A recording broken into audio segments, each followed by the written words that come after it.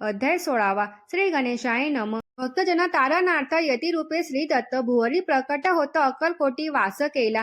जे जे झाले त्यांचे भक्त त्यात श्रेष्ठ स्वामी सुत एकता त्यांचे चरित्र महादोष जातील. प्रसिद्ध मुंबई शहरात हरिभाऊ नामे विख्यात आनंदे होते नांदत निर्वाह करीत नोकरीने.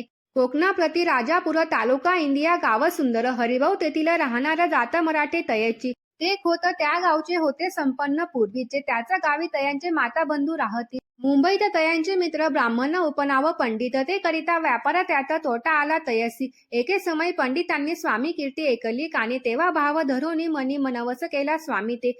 जरी 8 दिवसात मी होईल कर्जमुक्त तरी दर्शनात त्वरित अक्कलकोटी येईल.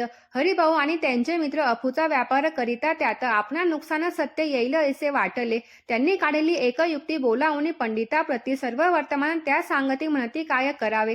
हे नुकसान भरावयाचे द्रव्य नाही आम्हापासी फिर्याद होता अब्रुसी बट्टा लागेला आमूचा. तेव्हा पंडित बोलले मलाही कर्ज काही झाले निघेला माझे दिवाळी यात संशय असेना. तुम्ही व्हावया कर्जमुक्ती याची करावी एक युक्ती तुमचा होनी मी मालक लिहून देतो पेढेवरी. अपूचा भाव वाढला व्यापारात नफा झाला हे सांगावया पंडिताला मारवाडी आला आनंदे. अक्कलकोटी स्वामी समर्थ सांप्रत काळी वास करीत त्यांचीच कृपा ही सत्य कर्जमुक्त झालो आम्ही. गजानन हरिभाऊ पंडित त्रिवर्ग अक्कलकोटी जात समर्थांचे दर्शन घेत पूजा करीती भक्तीने. तेव्हा समर्थे तयासी शिव राम मारुती एसी नामे दिधली त्रिवर्गाचे अनेक मंत्र दिधले. पंडिता राम म्हटले गजानना शिवनाम दिधले मारुती हरिभाऊस म्हटले तिघे केले एक रूप. मग समर्थे त्यावेळी त्रिवर्गाजवळ बोलावून तिघांचे 3 श्लोक दिधले मंत्र म्हणून ते एका. श्लोक गुरुर् ब्रह्मा गुरुर् विष्णू गुरुर्देव महेश्वरा गुरुर् साक्षात परब्रह्म तस्मै श्री गुरुवे नमः. ऐसा मंत्र हरिभावते दिधला असे समर्थ तेव्हा तयाच्या आनंदाते पारावर नसेची. दुसरा मंत्र गजाननाला तयेवेळी श्रीने दिदला तेव्हा तयाच्या मनाला आनंद झाला बहुसाळ. श्लोक आकाशात पतित तोय यथा गच्छती सागरमय सर्व देव नमस्कार केशव प्रति गच्छती. संतोषले त्यांचे मन मग पंडिता जवळ घेऊन एक मंत्र उपदेशन केले पावन तयाते. श्लोक इदमेव शिव इदमेव शिवम इदमेव शिवम इदमेव शिव. 300 रुपये तयाने आणले होते मुंबईहून त्याते काय करावे म्हणून विचारिले समर्थाते. ऐसा प्रश्न ऐकून समर्थ बोलले त्या लागून त्याच्या पादुका बनवून तेथे आणाव्या सत्वर. काही दिवस गेल्यावरली त्रिवर्ग एके अवसरी उभे राहून जोडल्या करी आज्ञा मागती जावया. आज्ञा मिळता तयाची आनंदी आले मुंबईसी. हरिभाऊच्या मानसी ध्यास लागला स्वामींचा.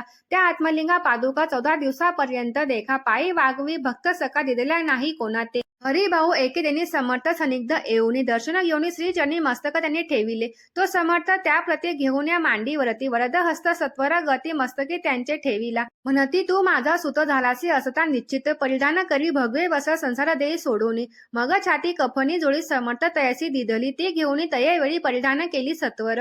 आत्मलिंग पादुका सत्वरी देती हरिभाऊचे करी म्हणती जाऊनी सागर तीरी किल्ला बांधून राहावे. जाऊनी आता सत्वर लुटली आपला संसार लोभ मोह अनुमात चित्ती तुवान धरावा. आज्ञा ऐकून ऐसी आनंद झाला मानसी. सत्वर आले मुंबईची साधू वेश घेऊन. असो हरिभाऊने काय केले ब्राह्मणासी बोलाविले संकल्प करून ठेविले तुळशीपत्र घरावरी. हरिभाऊ घर लुटविता तारा नामे त्यांची कांता ते करी बहुत अकांत घेत उर बडवून. विणवी तसे जोडवणी कर अद्यापि स्वस्थ करा अंतर आपुला हा विचार सोडून द्यावा प्राणप्रिया. ऐसी तियेची उत्तरे ऐकून या स्वामी कुमरे समाधान बहुत प्रकारे करीत असे तियेचे.